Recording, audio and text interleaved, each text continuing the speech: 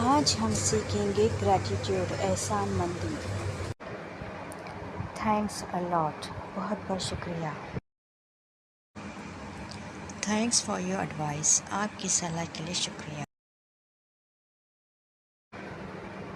Thanks for the present या फिर thanks for the gift, तोहफे के लिए शुक्रिया। This is a very costly present, this is a very expensive present. ये एक बहुत महंगा तोहफ़ा है, ये एक बहुत कीमती तोहफ़ा है। I am much grateful to you, I am very obliged to you. मैं आपका बहुत एहसानमंद हूँ, मैं आपका बहुत शुक्रगुज़ार हूँ। You are very kind, so kind of you, आप बहुत हमदर्द हैं।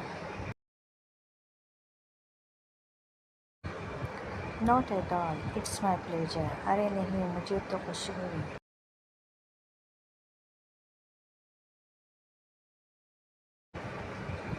This is no matter of kindness, ये एहसान की बात नहीं बल्कि